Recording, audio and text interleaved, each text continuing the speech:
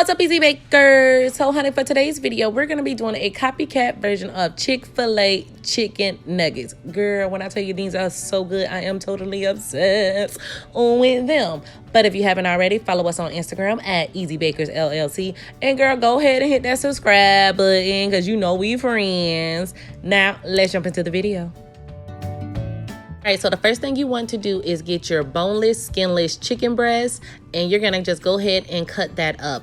Typically, you can get about 16 to 20 pieces out of one chicken breast. And as you guys can see, I just take the chicken breast, slice that baby in half, then I just proceed to cut it.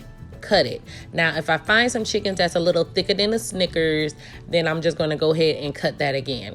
So there is no right or wrong way to cut your chicken. You just want to make sure that they are kind of uniform a little bit, so nothing is like super huge and other things are too small, because that would affect your cooking time. Now, you want to just go ahead and cut your chicken up to your liking, put them in a large bowl, and move on to the next step.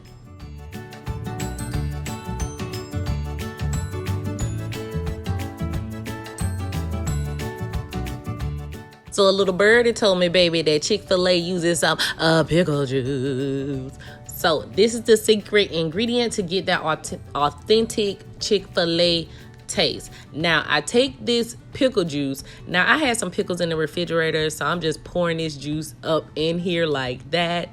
And I'm also taking a little bit of sugar that you guys didn't see on camera, but I did put about a half a cup of sugar in here, just to tone down that saltiness. Now, y'all know this new, honey. They was like, what?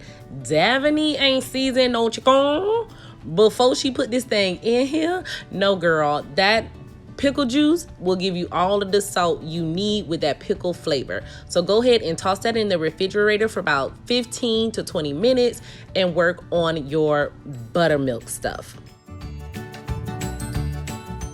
All right, child, so after 15 minutes, I just went ahead and discarded the brine with the pickle juice and started to work on my liquid ingredients. So you want to take a cup of milk with 2 large eggs, place them in that same bowl that you had that chicken in, because we is not going to be messing up no dishers.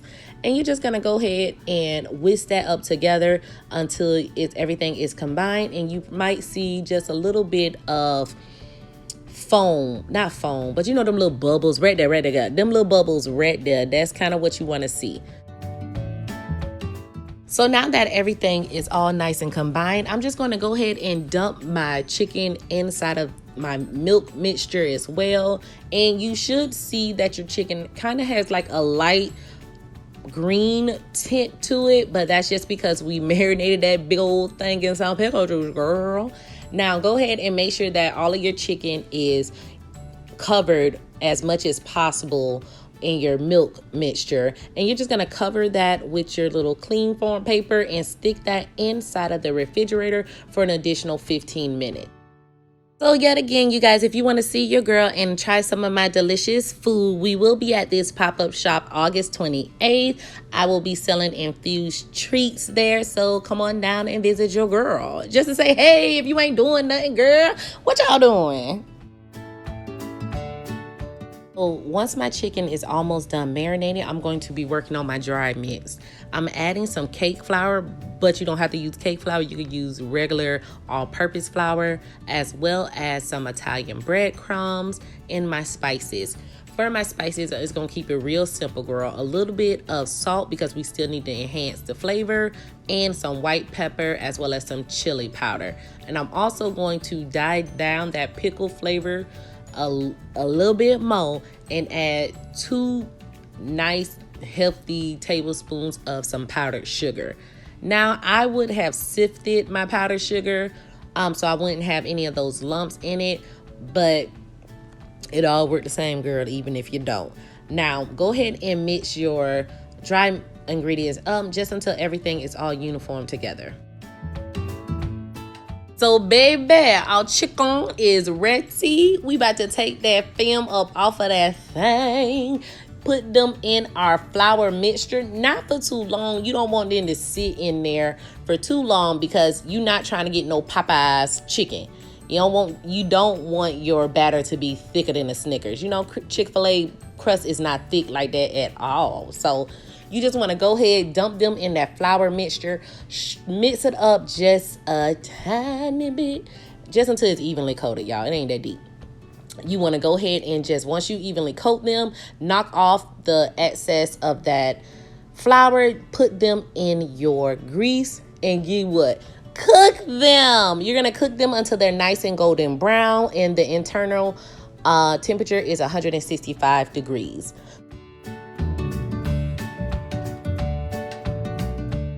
So when you're frying anything, you do not want to overcrowd your pan. So I found that at least 20 little nuggets was good enough for me without bringing my grease temperature down so far.